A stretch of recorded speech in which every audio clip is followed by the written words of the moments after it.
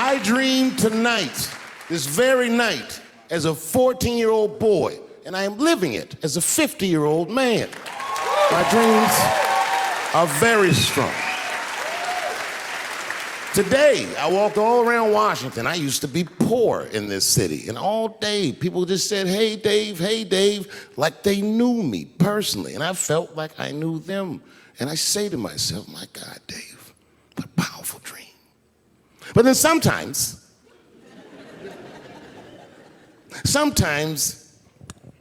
I feel regular.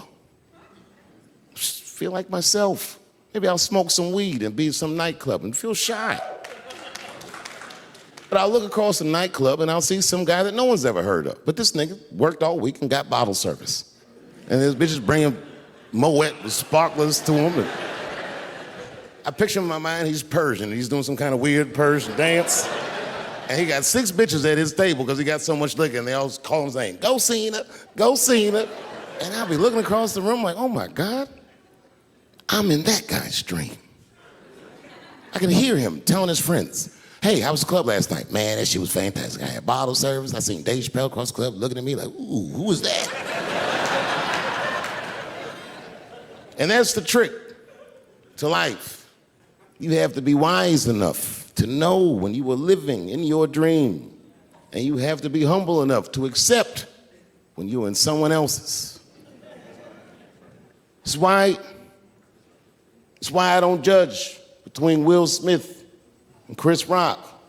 Because you guys look at them as big ideas, but I look at them as fellow dreamers. I can't judge between them because I see myself in both of them. I am Will Smith. I am the man that cannot take it anymore and will slap the shit out of the next person that says a crossword to me or somebody that I love. And I am Chris Rock. I am the man that can get slapped in front of the whole world and keep my composure so I don't fuck anything up. That is what men do. Men make boundaries. Men enforce boundaries. And men test boundaries. And no man tests more boundaries than a trans man.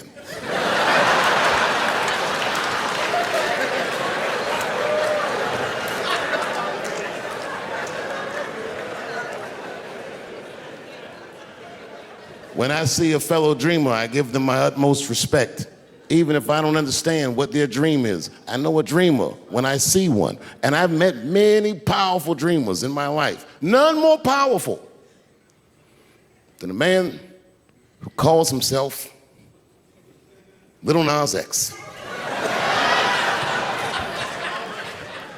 I met this nigga at a party. I had no idea who he was. But the minute he walked in that party, I knew I was in his dream. Everybody in the party was another dreamer. Everyone was famous, but when that nigga walked in, he was dressed like C-3PO. He was shining. And everyone was like, oh my God, there he is. That's Little Nas X. I didn't know who he was. And for some reason, out of all them dreamers, he walked right up to me. And he said, I tried to get you in my video. I didn't know what the fuck he was talking about. I said, what? I said, what? What video?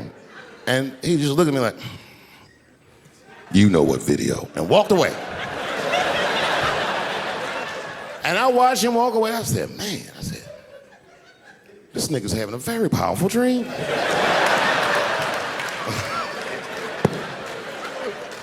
You know what it reminded me of?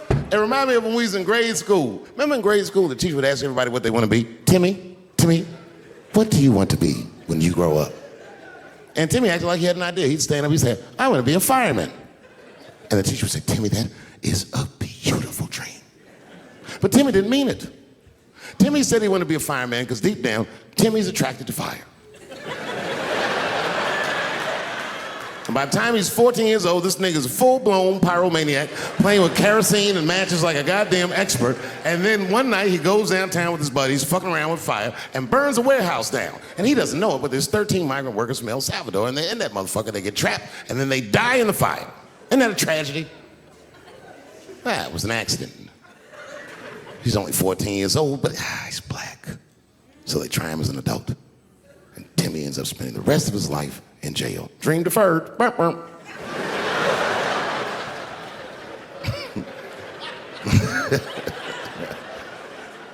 What about you, Billy? Billy, what do you want to be when you grow up? And Billy stands up and he says, I want to be president of the United States. And he says, oh my God, Billy, that is a wonderful dream. And Billy means that shit. Billy does everything right. That motherfucker gets his grades up. He joins student government. He even does extracurricular activities like show choir just to make his resume look good. He's on track to be president, but junior year he wipes. When he's 16, he gets his girlfriend pregnant and has to drop out of high school to make ends meet. But lucky for him, the local Walmart's hiring. By the time he's 20 years old, this motherfucker makes assistant manager at Walmart. He's the youngest one in the district. He says, oh my God, if I can keep this up for 4 more years, I could be a manager. And if I can keep this up for 6 more years after that, I could even be a regional manager and have as many as 3 Walmarts under my control. And he's a big picture guy. He sees where this path is going, so he kills himself. Burp, burp.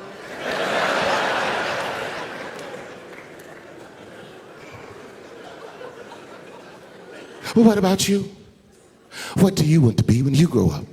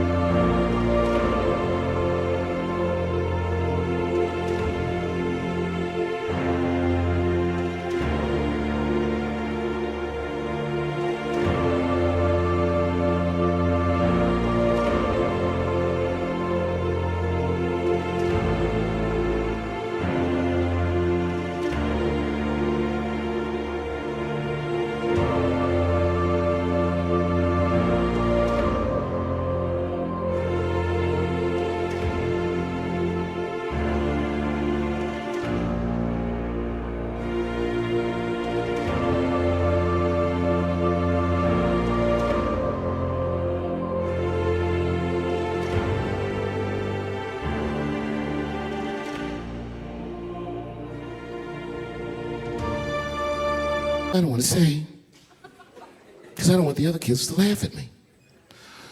Who cares if they laugh? Your dream is yours. Own your dream so they can come true. Say it loud and proud. What do you want to be when you grow up? Little Nas X.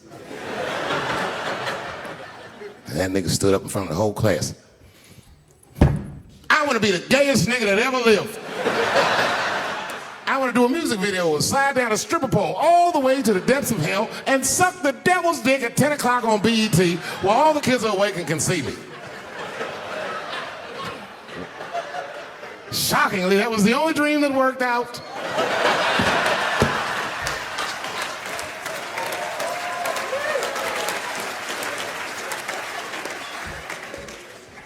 That's why I'm here tonight in the city where I built the dreams that I live, because I wanted to tell you all that they came true. And I wanted to thank you all for making the man that I am today. Yes, I am living a very powerful dream. Every time I come to this city and I stand in front of you, I realize that, my God, man, this is not my dream at all. It's yours. And I am honored to be in it. Thank you very much, Washington, D.C.